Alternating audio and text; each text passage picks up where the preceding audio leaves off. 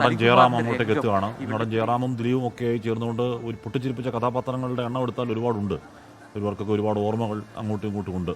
സഹനടന്മാർ അല്ലെങ്കിൽ കൂടെ പ്രവർത്തിച്ച ഒരുപാട് സിനിമകൾ ഒരുമിച്ച് പ്രവർത്തിച്ച് നേരത്തെ സുരേഷ് ഗോപിയൊക്കെ പറയുന്നത് കേട്ടായിരുന്നു. അങ്ങനെ ഒരുമിച്ച് അഭിനയിച്ച സഹനടന്മാർ എന്നതിനപ്പുറം ഇവർക്കൊക്കെ വളരെ ആഴത്തിൽ ആത്മബന്ധമുള്ള മനുഷ്യന്മാരാണ്. അവിടെ നിൽക്കുമ്പോൾ ചേതനേറ്റ മുഖത്തേക്ക് ഒരു നോക്കുമ്പോൾ അവരുടെ ഹൃദയത്തിലൂടെ പോകുന്ന നൂറായിരം ഫ്രെയിമുകൾ ഉറപ്പായും ഉണ്ടാകും.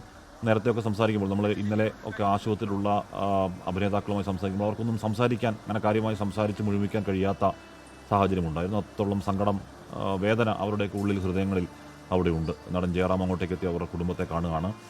സിനിമാ സാംസ്കാരിക മന്ത്രി PC വിശ്വനാഥ് അവിടെ ഉണ്ട്. നേരത്തെ വിശ്വനാഥിൻ്റെ കാര്യം പറയുന്ന പോലെ ഒരു മന്ത്രി, ഒരു സാംസ്കാരിക മന്ത്രി എന്ന ബന്ധമല്ല. സാംസ്കാരിക മന്ത്രി മലയാളത്തിലെ ഒരു തലപ്പൊക്കം അന്തരിക്കുമ്പോൾ അങ്ങോട്ടേക്ക് വരുന്നു എന്ന ബന്ധമല്ല. അവർ തമ്മിൽ ഈ പറയുന്ന പോലെ KSU കാലം മുതലേ PC വിശ്വനാഥിൻ്റെ ചെറുപ്പത്തിലുള്ള സമയം മുതലേ ഒക്കെയുള്ള വളരെ ആഴത്തിലുള്ള ബന്ധം തന്നെയാണ്. കൂടുതൽ നടന്മാർ അങ്ങോട്ടേക്ക് എത്തുന്നു. ടൗൺ ഹാളിൽ പൊതുദർശനം അവിടെ പുരോഗമിക്കുകയാണ്. ഇവിടെ നമ്മുടെ പ്രേക്ഷകർ കമൻറ്റ് ബോക്സിൽ ശരണ്യൗണ്ണി പറയുന്നുണ്ട്, വാട്ട് യു മീൻ, അങ്ങനെയൊന്നുമില്ല, അയലമീൻ ചാളമീൻ ഫിലോപ്പി എന്നൊക്കെ പറയുന്നുണ്ട്. അപ്പോൾ അതും ഒരു ഇതുപോലെ അങ്ങോട്ടും ഇങ്ങോട്ടും രണ്ട് ഇംഗ്ലീഷ് അറിയാത്ത കഥാപാത്രങ്ങൾ തമ്മിൽ ഇംഗ്ലീഷ് പറയുന്ന ഡയലോഗാണ്. അപ്പോൾ വാട്ട് യു മീൻ എന്ന എതിർ കഥാപാത്രം ചോദിക്കുമ്പോഴാണ് ഈ അയലമീൻ ചാളമീൻ ഫിലോപ്പി. ഒരുപക്ഷെ വേറൊരു നടൻ പറഞ്ഞാൽ കൈവിട്ടു പോകാവുന്ന, വർക്കൗട്ട് ആവാത്ത ചിരി അങ്ങനെ ഉൽപ്പാദിപ്പിക്കാൻ സാധ്യതയില്ലാത്തൊരു ഡയലോഗാണ്.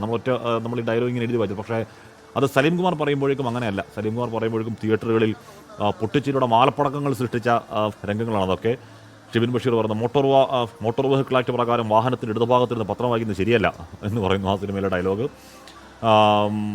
എന്താണ് അങ്ങനെ പ്രിയപ്പെട്ട പ്രേക്ഷകർ നമ്മൾ പെട്ടെന്ന് മനസ്സിലേക്ക് വരുമ്പോൾ അത് ഇനി എങ്ങാനും ബിരിയാണി ഉണ്ടെങ്കിലോ എന്ന ഡയലോഗ്, ആ ഡയലോഗ് ഏത് സിനിമയിലേതാണെന്ന് പെട്ടെന്ന് ചോദിച്ചാൽ പെട്ടെന്ന് ആളുകൾക്ക് പിടികിട്ടില്ല ആ സിനിമ ഏതാണെന്നുള്ള കാര്യം. പക്ഷേ ആ ഡയലോഗ് അത് നമ്മുടെ ഒരുപക്ഷെ ആഴ്ചയിൽ ഒരു തവണയെങ്കിലും പറയാത്തവരല്ല നമ്മൾ. സലീം കുമാർ, ഹരിശ്രീ അശോകൻ ഇവരെ കവച്ചു വെക്കാൻ ഇപ്പോൾ മലയാള സിനിമയിൽ കോമഡിക്കാരൊന്നും ഇല്ല എന്നതാണ് സത്യം. കോമഡിക്കാരൻ മാത്രമായത് സലീം കുമാർ എന്നാണ് അതിനപ്പുറം വലിയ സത്യം. അഭിനയത്തിൻ്റെ ഒരു മഹാതലപ്പൊക്കെ 57-ാം വയസ്സിൽ നമ്മളെ വിട്ടു പോവുകയാണ്.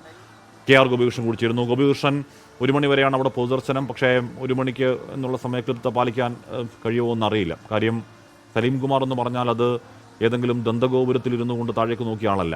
താഴെത്തട്ടിൽ മനുഷ്യരുമായി ഇടപഴകി നേർക്കുനേർ പരിചയിച്ച് സഹകരിച്ച് വന്ന ഒരു സാധാരണക്കാരനായ മനുഷ്യൻ എന്ന നിലയ്ക്ക് കൂടിയാണ്. കൂടുതൽ ആളുകൾ അങ്ങോട്ടേക്ക് എത്താൻ പോകുന്നുണ്ട്. മഴയെ അതിജീവിച്ചു.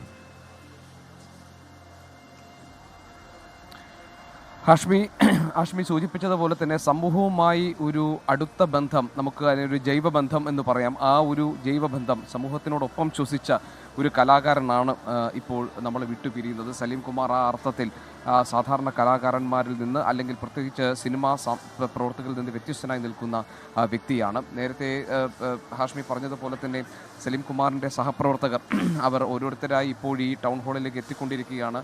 പുറത്ത് ഇതുവരെ അണമുറിയാത്ത മഴയായിരുന്നു. ആ മഴ ഇപ്പോൾ അല്പമൊന്ന് അടങ്ങിയിട്ടുണ്ട്. ആളുകൾ ടൗൺ ഹാളിലേക്ക് എത്തുന്നു.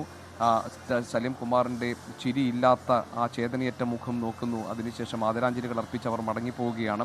സിനിമാ പ്രവർത്തകർക്ക്, അദ്ദേഹത്തിൻ്റെ സഹപ്രവർത്തകർക്ക് നേരത്തെ സൂചിപ്പിച്ചതുപോലെ തന്നെ അവരുടെ മനസ്സുകളിലേക്ക് ഒരു 100 ഫ്രെയിമുകൾ അവരുടെ മനസ്സിൻ്റെ ഉള്ളിലേക്ക് ഇപ്പോൾ കടന്നു കയറുന്നുണ്ടാകണം. ആ ഫ്രെയിമുകളിലൊക്കെ തന്നെ സലീം കുമാർ അവതരിപ്പിക്കുന്ന കഥാപാത്രം ഏതായാലും, ക്യാമറയ്ക്ക് മുന്നിൽ അവതരിപ്പിക്കുന്നത് ഏത് കഥാപാത്രമായാലും, ക്യാമറയ്ക്ക് പിന്നിൽ സലീം കുമാറുമായി സമയം ചെലവഴിച്ചിട്ടുള്ള എല്ലാവർക്കും ഓർക്കാനും ഓർത്ത് ചിരിക്കാനും ചിന്തിക്കാനും ഒക്കെയുള്ള അപൂർവമായ നിമിഷങ്ങൾ ഉണ്ടാകും എന്നത് ഉറപ്പാണ്. കാരണം ഏത് സമയത്തും ചിരിക്കുകയും ചിരിയിലൂടെ പറയുന്ന കാര്യങ്ങൾ ചിന്തിപ്പിക്കാൻ പ്രേരിപ്പിക്കുകയും ചെയ്യുന്നു എന്നതായിരുന്നു സലീം കുമാറിൻ്റെ പ്രതിഭ.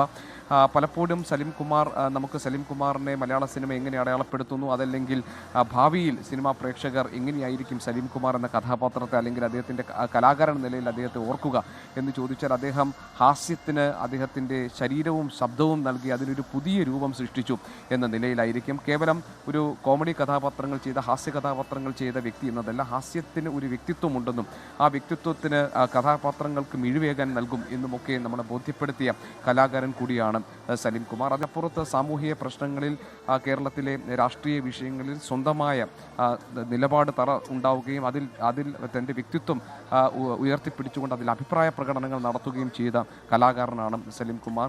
നമുക്ക് മറ്റ് വിശേഷണങ്ങൾ, അതായത് എന്തെങ്കിലും ഒന്ന് പൊലിപ്പിച്ചോ പെരുപ്പിച്ചോ പറയേണ്ട കാര്യമില്ല സലീം കുമാറിനെ സംബന്ധിച്ച്. കാരണം വളരെ സുതാര്യമായിരുന്നു കാര്യങ്ങളിലൊക്കെയുള്ള സിനിമയിലുള്ള സലീം കുമാറിൻ്റെ അഭിപ്രായ പ്രകടനങ്ങൾ ആണെങ്കിലും അദ്ദേഹത്തിൻ്റെ ജീവിതമാണെങ്കിലും എല്ലാം ഒരു ചെറുചിരിയോടുകൂടി നർമ്മത്തിൽ കലർത്തി പറയുമ്പോഴും അതിനകത്ത് കാര്യഗൗരവമുള്ള ആശയങ്ങൾ അടങ്ങിയിട്ടുണ്ടായിരുന്നു. അപ്പോൾ സലീം കുമാർ ആ അർത്ഥത്തിൽ അദ്ദേഹത്തിൻ്റെ രാഷ്ട്രീയ നിലപാടുകളാകട്ടെ അല്ലെങ്കിൽ സാമൂഹിക വിഷയങ്ങളിലുള്ള അദ്ദേഹത്തിൻ്റെ അഭിപ്രായ പ്രകടനങ്ങളാകട്ടെ അതിനൊന്നും ഒരു റിസർവേഷൻസും സലീം കുമാറിനുണ്ടായിരുന്നില്ല. അതുകൊണ്ടായിരിക്കണം ഒരുപക്ഷെ സലീം കുമാർ ഏതെങ്കിലും ഒരു വിഭാഗത്തിനോ അല്ലെങ്കിൽ ഏതെങ്കിലും ഒരു കോക്കസിലോ ഒന്നും പെടാതെ ആരുടെയെങ്കിലും ഒക്കെ മാത്രം ആളായി മാറി നിൽക്കാതെ പ്രതിഭയുടെ ധൈര്യത്തിൽ കൂടിയാണ്. ഏതെങ്കിലും കോക്കസിന്റെ ഭാഗമായി മാത്രം നിന്നാൽ കിട്ടുന്ന എന്തെങ്കിലും ഒന്നുമല്ല. അതിനപ്പുറം തന്നെ ഇനോർമസ് ഇനഫ് ആൻഡ് ഇനഫ് പ്രതിഭ അദ്ദേഹത്തിനുണ്ടായിരുന്നു. അതിപ്പോൾ ഇനിയും അൺടാപ്പഡായി കിടക്കായിരുന്നു. എന്ന് പറഞ്ഞാൽ 57-ാം വയസ്സിൽ ആ മഹാനടൻ നമ്മളെ വിട്ടുപോകുമെന്ന് പറയുമ്പോൾ നമ്മൾ ആദാവിൻ്റെ മകൻ അബുവിൽ കണ്ടതുപോലെ അല്ലെങ്കിൽ അതുപോലെയുള്ള സിനിമകൾ കണ്ടതുപോലെ വളരെ ചലഞ്ചിങ് ആയ അഭിനയ ശരീരത്തിൻ്റെ ഏതളവിൽ കൊണ്ടുപോയി അതിനെ ഫലിപ്പിക്കാൻ കഴിയുന്ന ഒരുപാട് കഥാപാത്രങ്ങൾ ഇനി ബാക്കി ഉണ്ടാകുമല്ലോ എന്നതാണ് ആ വിടവാങ്ങലിലെ വേദന.